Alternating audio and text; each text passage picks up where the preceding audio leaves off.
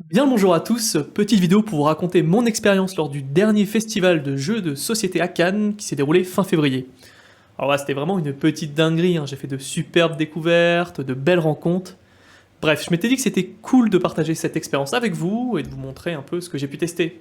Alors c'est parti. Ça y est, c'est le grand jour, premier jour on y va, trajet pour le festival de Cannes. Je pense que pendant le train je vais miner les jeux intéressants du moment et puis on se revoit tout de suite à Cannes maintenant. Hop là, on est bien arrivé à Cannes. On va rejoindre les poteaux à la maison et puis let's go, hein. Petite soirée ce soir tranquille et demain et après-demain, festival. Let's go. Ok, du coup on est jeudi soir, on est bien arrivé à l'appart. Demain et après-demain, c'est journée de convention. On a un peu miné les jeux de demain et je pense qu'il y en a 3 que j'ai retenus. Bah, ça va être simple. C'est ceux qui ont été nommés un peu pour l'As d'or de Cannes. En partie initiée, on a le Château Blanc, la Famiglia qui me hype un peu, ce jeu à 2 joueurs, Mafia et tout, ça a l'air très très sympa.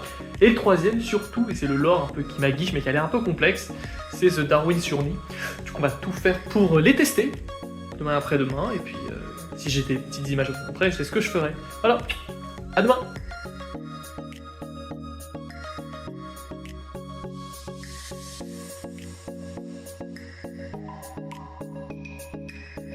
Bon, ça y est, c'est le jour J, on s'y rend. On va y être dans à peu près 15-20 minutes. Les lauréats sont tombés hier soir. Du coup, on a Trio, on a Famiglia, on a Faraway. Des jeux qu'on va absolument tester aujourd'hui. Et puis, j'essaierai de vous envoyer, vous montrer de belles vidéos et photos. À tout de suite. Du coup, voilà, que d'émotions lors de mon arrivée au festival. Tant de gens, tant de jeux à tester. Bref, ça m'avait manqué cette ambiance et ça faisait longtemps que je n'avais pas fait un événement de ce genre. Alors voilà, même si je m'étais fait une petite liste de jeux que je voulais absolument tester d'ailleurs, notamment ceux nominés pour les prix de l'As d'or, je trouve que c'est bien aussi dans ce genre d'événement de se laisser un peu porter, de rester ouvert aux bonnes surprises. Et c'est exactement ce qui s'est passé avec le premier jeu que j'ai pu tester, et ce jeu c'est Loot de l'éditeur Gigamic. Alors voilà, c'est un jeu assez facile à prendre en main, mais tout de même stratégique. Le concept est assez simple, il y a un plateau central, avec des cases proposant diverses ressources. Tu dois choisir une case adjacente à un viking déjà présent et posé par un autre joueur ou le tien, et tu récoltes les ressources correspondantes. Ensuite, avec les ressources récupérées, tu essaies de construire et d'agencer au mieux tes bâtiments sur ton plateau afin de marquer le plus de points. Voilà, je pense qu'il y a une très bonne rejouabilité, de la stratégie, du fun. Franchement, une super belle expérience et j'aimerais vraiment y rejouer. Ensuite, on a enchaîné sur un autre jeu plutôt simple et joli, sur les traces de Darwin de l'éditeur Sorry We Are French, jeu d'ailleurs nominé à l'As d'or, catégorie jeu de l'année.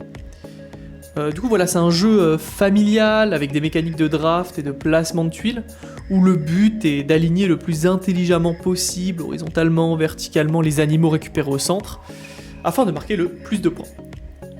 C'est moins mon style de jeu, mais il a de beaux atouts quand même. Il est assez facile à comprendre, très bien illustré, ce qui est justement sa grande force. Ils ont fait vraiment un travail sur un peu l'esthétisme du projet. Et aussi, voilà, un jeu vraiment pas très compliqué à prendre en main. Familial, et du coup qui ravira les amateurs d'animaux notamment. Ce jeu d'ailleurs n'a rien à voir avec un autre jeu qui est un peu sur le même thème, de l'éditeur Thundergrife Games, et qui s'appelle Darwin's Journey. C'était d'ailleurs un des jeux que je voulais tester, surtout qu'il avait été nominé dans la catégorie expert. Mais malheureusement, je n'ai pas pu, faute de temps et de place disponible. Du coup, je pourrais pas vous dire grand chose, faute de l'avoir testé, mais voilà, je sais que c'est un jeu un peu expert, d'exploration, de placement d'ouvriers, mais les gens avec qui j'ai pu échanger avaient l'air vraiment plutôt contents du jeu et de leur expérience. Du coup, à voir si j'ai un jour l'opportunité d'y jouer. Le prochain jeu que j'ai pu tester est un jeu qui se joue exclusivement à 2 joueurs, de l'éditeur Mandu Games, Dracula vs Van Helsing. Et franchement, j'ai plutôt kiffé le jeu. C'était un jeu asymétrique où l'un joue Dracula, l'autre Van Helsing. Le premier doit réussir à convertir un maximum d'humains en vampires et le second doit réussir à le tuer avant la fin des 5 rounds, je crois. Du coup, voilà, la mécanique elle est assez simple. On a des cartes de valeur de 1 à 8 avec des effets différents pour chacune d'elles et qui sont placées de part et d'autre du plateau face cachée. Voilà, on en pioche une et on en défausse une pour la jouer, et quand l'un des joueurs le décide, on procède à la fin de la manche et on compare district par district la valeur des cartes, et celui qui a la plus grosse valeur, soit infligera des dégâts à Dracula, soit convertira un humain en vampire. Du coup voilà, il y a du mind game, de la stratégie, du bluff, vraiment un type de jeu que j'aime bien, et que j'aimerais bien retester. Ensuite, et cela dès le premier jour, mes amis et moi, nous avons pu forcément tester le jeu récompensé à l'As d'Or de cette année, et dont vous avez sûrement entendu parler, Trio, de l'éditeur Cocktail Games. Alors voilà, le principe du jeu est assez simple, mais marche très bien. Le but, réussir à être le premier à obtenir 2 ou 3 trios, selon le mode de jeu, de cartes identiques. Comment ? C'est simple, soit en dévoilant des cartes face cachée au milieu de la table, soit en demandant aux autres joueurs, via leurs cartes qu'ils ont dans leurs mains. Petite subtilité, vous ne pouvez demander aux autres joueurs que leur carte la plus forte ou la plus faible. Et si vous arrivez à obtenir 2 cartes identiques à la suite, vous pouvez continuer et tenter d'obtenir la 3e pour former le trio. Sinon, chacun récupère sa carte. Et ça continue, voilà, comme ça, de joueur en joueur. Du coup, voilà, la déduction, la mémoire, l'intuition seront forcément vos grands alliés dans ce jeu. Du coup, j'ai pu faire pas mal de parties et je comprends pourquoi il attend plus, au point de récolter ce prix. Il est facile à comprendre, facile à mettre en place, il est fun, un peu comme un Uno, et tout le monde peut y jouer, et les parties peuvent s'enchaîner vraiment rapidement. Est-ce qu'il méritait l'As d'Or ? Difficile à dire à 100%, tant il existe de jeux et de très bons jeux. Mais en tout cas, ça peut se comprendre, et c'est vraiment à avoir dans sa bibliothèque, je pense. D'ailleurs, petit fun fact, on était parti à 5 lors de ce voyage, et on s'était dit, voilà, on va essayer d'acheter quand même quelques versions de ce jeu, et au final, on l'a tous acheté. On était 5, on l'a tous acheté. Pourquoi me diriez-vous ? Même moi qui n'étais pas forcément chaud de me prendre un exemplaire, parce que si chacun de mes potes en prend un, pas besoin, il y avait une petite promotion sur le stand. Du coup, si on atteignait un certain seuil, on pouvait obtenir un petit goodies, un petit truc, et vous me connaissez. Je suis un peu un petit pigeon, du coup voilà. J'en ai pas acheté un d'ailleurs, mais j'en ai acheté 2, du coup au final on est reparti avec 6 exemplaires.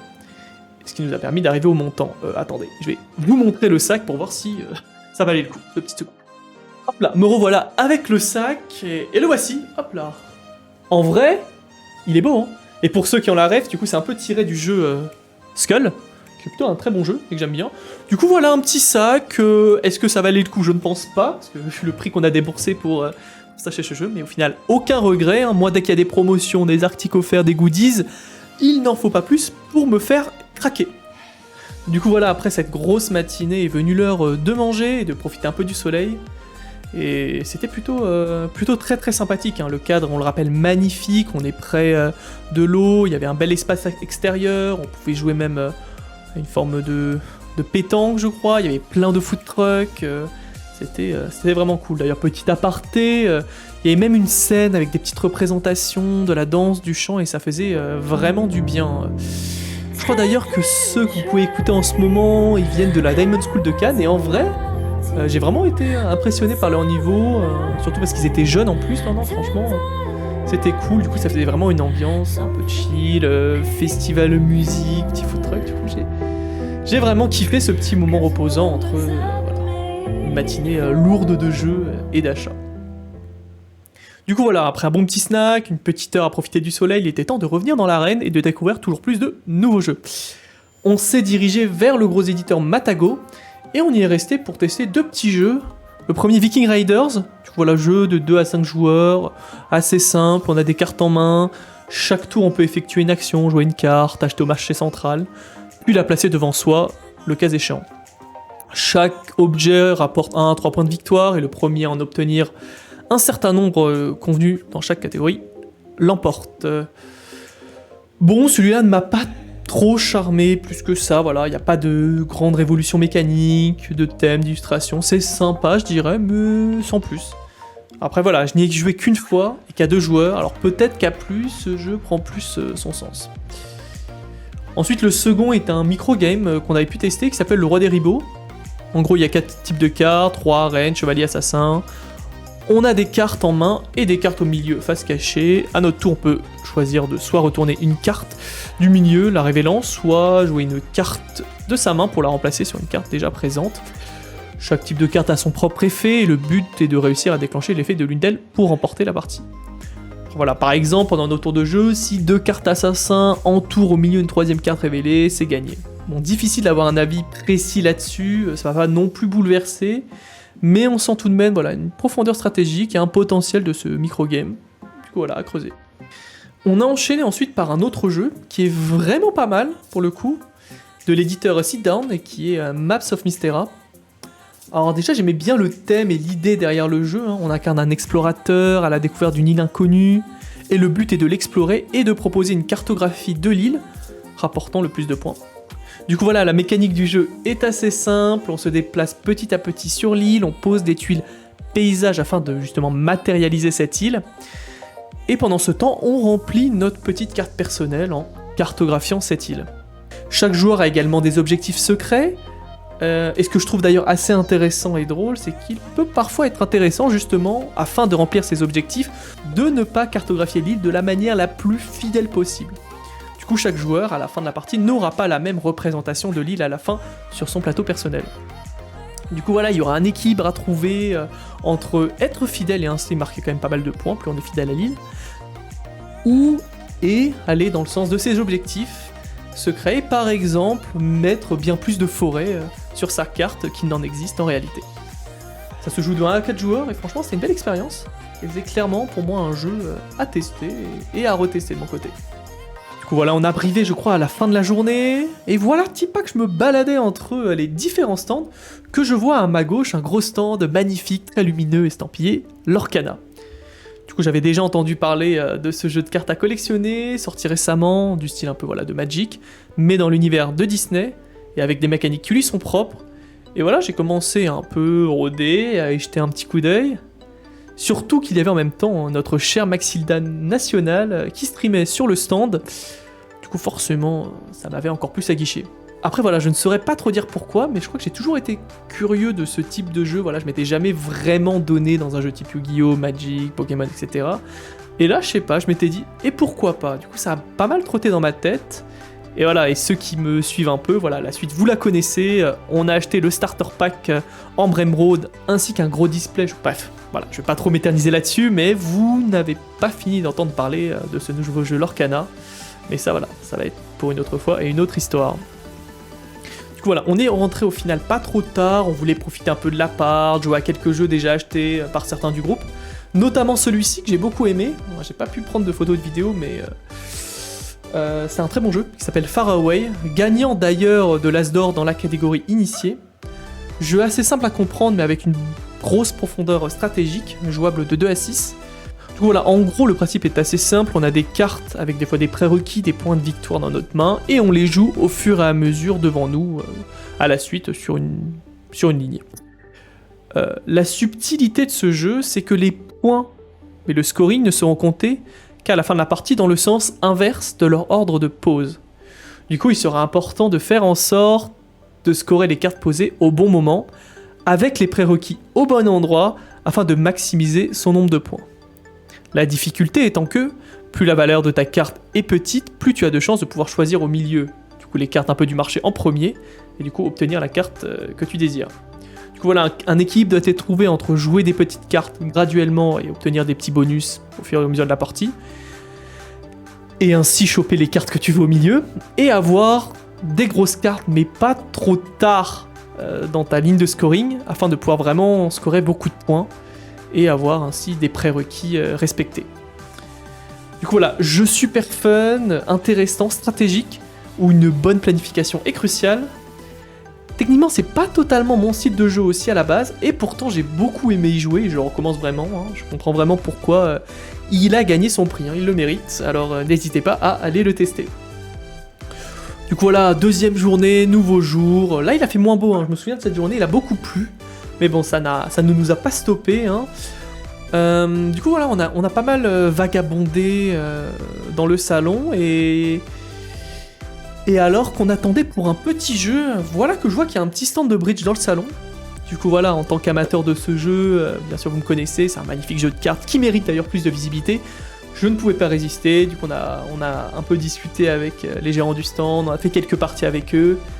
Et c'était super cool. Jouer au bridge, hein, c'est important. Et ensuite, c'était inespéré. J'ai eu la chance de pouvoir tester, je pense, le jeu que j'attendais le plus dans ce salon, qui a d'ailleurs gagné l'As d'or dans la catégorie expert. C'est bien sûr La Famiglia de l'éditeur Super Meeple. Alors j'attendais beaucoup ce jeu, car c'est vraiment mon type de jeu, un contrôle de territoire, un peu de bluff et tout. En plus chaque joueur a un plateau personnel avec des capacités propres, voilà, tout était réuni pour que ça me plaise. Le pitch est assez simple, 2 équipes s'affrontent pour le contrôle de la Sicile. Chaque manche se divise en 2 phases, la planification et l'exécution des ordres. Dans la première, on recrute, on augmente ses compétences, on prépare la phase d'action en posant des ordres, phase cachée, tout ça via une mécanique assez intéressante, j'ai trouvé. Et dans la seconde, on révèle et on exécute les différents ordres. 2 choses m'ont particulièrement plu. Déjà, c'est un jeu qui ne se joue qu'en 2v2 et c'est assez rare. Le jeu vraiment a été optimisé, équilibré exclusivement pour jouer à 4 en 2 contre 2. Et même si voilà, ça comporte son lot d'inconvénients, on peut pas jouer à moins ou à plus de joueurs et c'est forcément en équipe, je trouve que c'est aussi voilà, sa force. Surtout le fait que d'ailleurs que ça soit en équipe, je trouve qu'il y a toute cette dimension de discussion, de planification, de stratégie, et on se sent vraiment soudé pour vaincre l'autre équipe. Du coup voilà, un sentiment vraiment vraiment plaisant. Et la deuxième chose que j'ai beaucoup aimé et je trouve qui apporte vraiment beaucoup au jeu, ce sont les combats en eux-mêmes.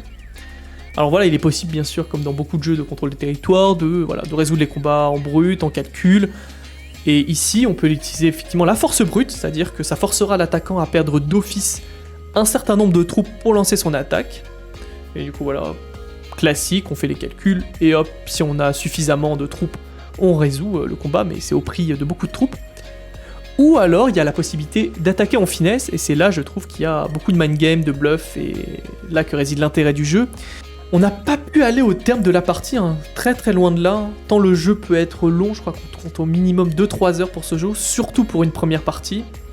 Du coup voilà, on a dû arrêter un peu plus tôt, il y avait une grosse file d'attente, et puis aussi l'explication des règles était conséquente.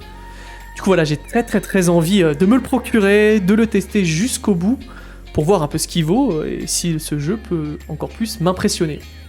Donc voilà, si vous aimez ce type de jeu, de contrôle des territoires, de jeu en équipe, de bluff, foncez, c'est vraiment une belle création. Et je crois qu'à partir de là, c'était déjà un peu la fin du salon, en tout cas pour moi. Je pense qu'on avait fait pas mal de jeux, on était resté au moins 2 heures sur le stand de la Famiglia, on avait testé sûrement plein de petits jeux, mais aussi on voulait rentrer pas trop tard pour tester tous les jeux qu'on avait achetés. Et d'ailleurs, en rentrant, l'un des jeux que le groupe avait pu se procurer, c'est Virtual Revolution, un jeu également de contrôle de territoire et de gestion. Bon, pour être honnête, ce jeu il n'a pas vraiment tant charmé que ça. Je trouve qu'il n'y a pas vraiment de mécanique révolutionnaire. Par contre, j'aimais beaucoup le thème. On est dans le futur, il y a tout un thème de création d'univers virtuel pour se détacher de la réalité. La carte se situe également dans un Paris un peu futuriste. Il faut recruter des agents, installer des serveurs, contrôler des territoires et tout. Du coup, il y avait vraiment beaucoup de choses pour me plaire. Après voilà, j'ai pas vraiment ressenti cette vibe futuriste, virtuelle. J'ai pas ressenti mon rôle de chef de multinationale prêt à dominer Paris.